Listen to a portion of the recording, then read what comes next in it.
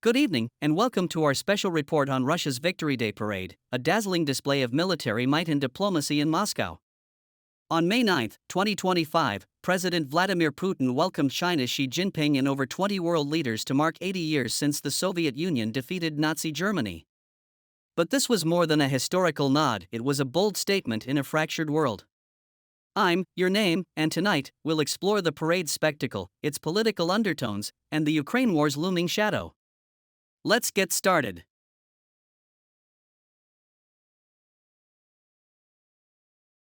Today's Victory Day parade in Moscow was a grand affair, celebrating the Soviet Union's 1945 victory, which cost an estimated 27 million lives.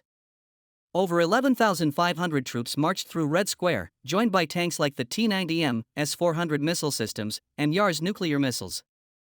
For the first time, Russia displayed drones used in Ukraine, like the Lancet and Garin-2, blending past glory with present conflict. A flyover of Su-25 and MiG-29 jets trailed Russia's tricolors, captivating the crowd.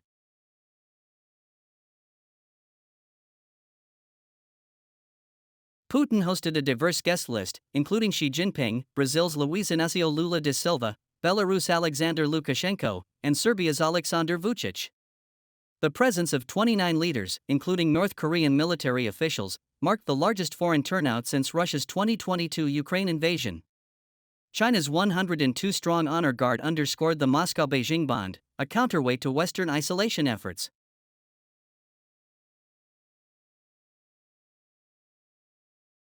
Putin and Xi's warm handshake was a clear signal. U.S. attempts to divide them have failed. Yesterday, they condemned President Donald Trump's Golden Dome missile defense system as destabilizing, warning it risks turning space into a battlefield.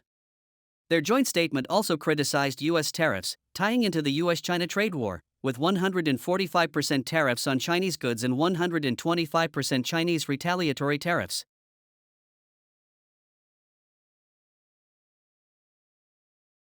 In his speech, Putin praised World War II allies but framed Russia's Ukraine war as a fight against neo-Nazism, a narrative Ukraine and the West reject as propaganda.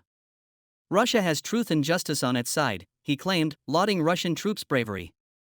Xi, in turn, called Russia and China constructive forces against Western dominance, reinforcing their vision of a multipolar world.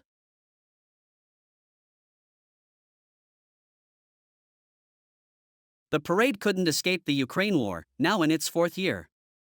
Putin declared a 72-hour ceasefire from May 8 to 10 to secure the event, but Ukraine's Volodymyr Zelensky called it a cynical stunt. Kyiv reported over 700 Russian attacks during the ceasefire's first day, including a deadly strike in Sumy. Ukraine's drone attacks on Moscow days earlier disrupted flights, with Zelensky warning he couldn't guarantee the safety of parade attendees.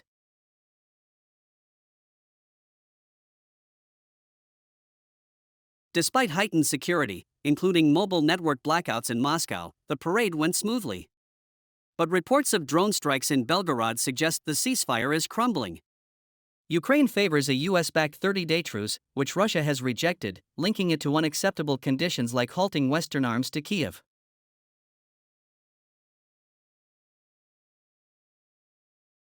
The parade's guest list, from Asia, Africa, and Latin America, showcased Russia's bid to defy Western sanctions. Kremlin aide Yuri Ushakov hailed the turnout as proof Russia isn't isolated, though major Western leaders stayed away. Slovakia's Robert Fico, the only EU leader present, drew ire from EU diplomat Kaja Kallas, who said, "Those who support peace belong in Ukraine, not Moscow."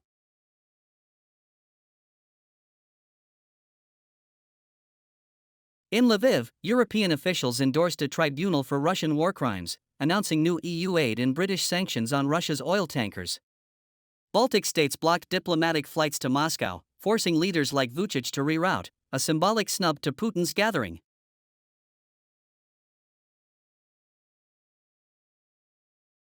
The parade's military display was a stark contrast to last year's lone tank. Modern hardware and drones signaled Russia's war economy, bolstered by Chinese trade worth $237 billion in 2024. Dutch intelligence warned Russia is producing excess artillery, positioning units near NATO borders, raising fears of escalation. North Korean troops in Kursk further complicate the conflict's dynamics.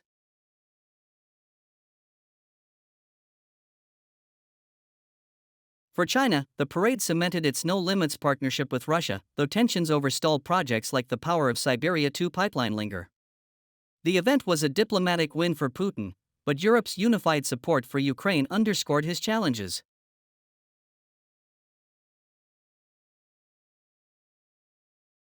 As Putin and Xi laid flowers at the tomb of the unknown soldier, the Victory Day parade closed with patriotic fervor. But its message of Russian resilience clashes with a breached ceasefire and Ukraine's defiance. Tomorrow's US-China trade talks in Switzerland could ripple into this geopolitical chessboard, with Trump pushing for a Ukraine truce. For now, Moscow's Red Square roared, but the path to peace remains uncertain.